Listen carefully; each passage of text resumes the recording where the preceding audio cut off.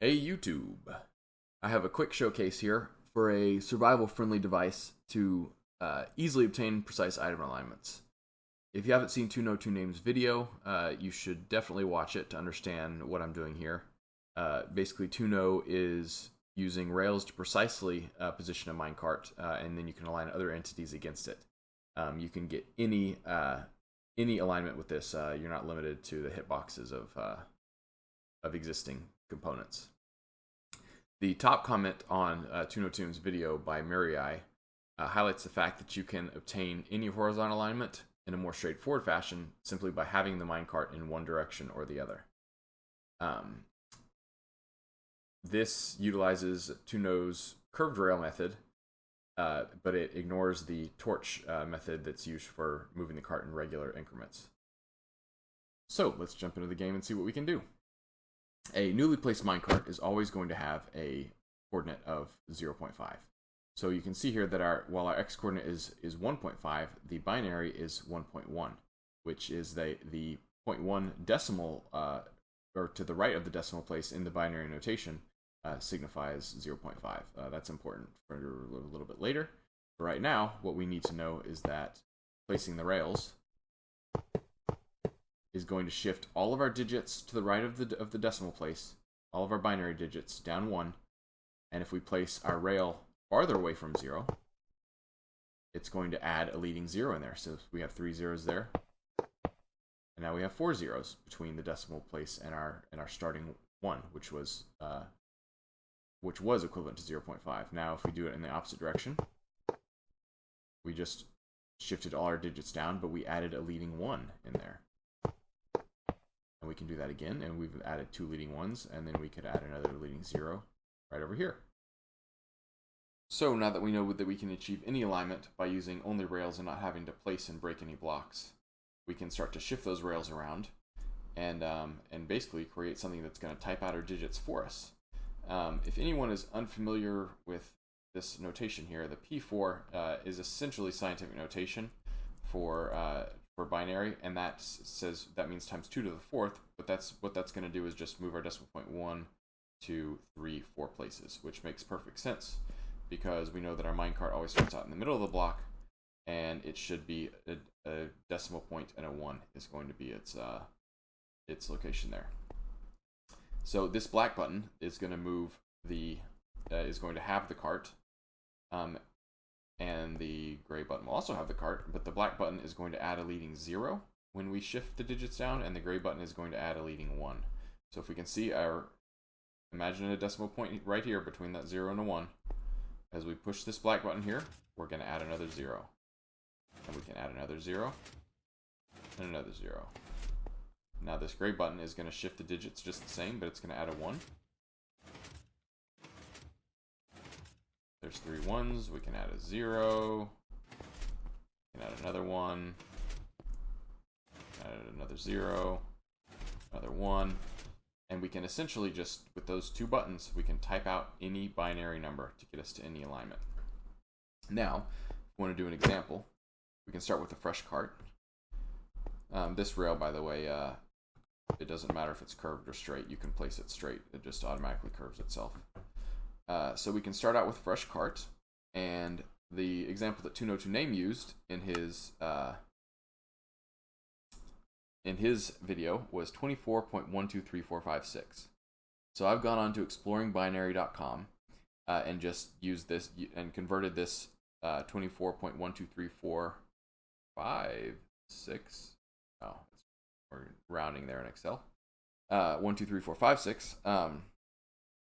I've converted that to a binary number. There are several sites you can go to. Exploring Binary is one of the only ones I found that does binary to this precision. So once we have these, we can start to basically type out in a kind of a survival-friendly way to where we can enter these into the computer. So we have a 0 first. We can ignore that. Now this 1 is already typed in because we always start with a 1. This 1 is right up here right now, just to the right of the decimal place, but we're going to be shifting everything down to the right. So we already have that 1. So the first digit that we're actually going to be typing in is a 1. We're going to type in 1, 1. You can see I have these color-coded gray for the for the stone button, and then black for the black stone button, just to kind of make things a little bit easier, harder to mess up.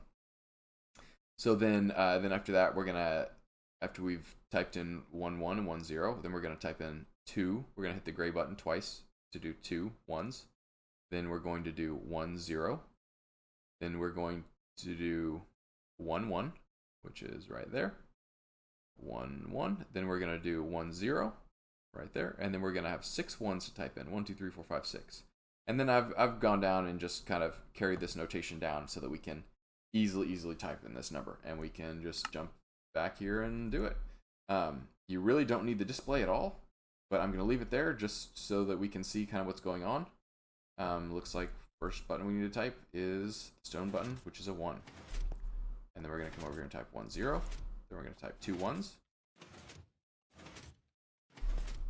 Then a 1 0. Then 1 1.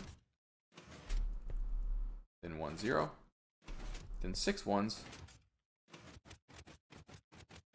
2 zeros. Then 1 1. 1 0. Then 9 1s. 2 zeros. 2 1s. 1 0. 1 1. 1 0. 2 1s. 2 zeros. 6 1s. And last 3 zeros. 1, 2, 3. And there we have our cart at 24.123456. In my opinion, this is probably the easiest way in survival to do 1 or 2 alignments. You shouldn't have to be realigning the same thing in the same spot multiple times, because you would just place a boat against this minecart and then align everything up against the boat. But we already have everything apart from our inputs automated, so why not automate our inputs? Up here we have the same system as before, where we're going to pull the rail. But the way that we're going to trigger which one is going to pull is by reading out from this hopper here. If there is a stackable item, it's going to trigger this left side, which is going to shift the binary digits to the right and add a leading 1. And then if it is a non-stackable item, we're going to pull this piston and shift the cart, which is going to shift the binary digits to the right and add a leading 0. So to program this, we basically just take our same system that we have over here before, and we're going to put that in stackable and non-stackable items. We have 1 stackable item, then we have 1 non-stackable, 2 stackable items that are representing 1s, then 1 stackable item, non-stackable item, then we have 1 stackable item, and so on until we have the 6 stackable items there. And we're just going to program out this whole binary code in here. This is a clock I threw on here. You might actually be able to do a slightly faster clock, but that's what I've got on there. It's a 12-tick clock at the moment. So we'll just pull that lever and let her rip. This is a pretty good representation as well to see the digits shifting. You just see everything shifting to the right.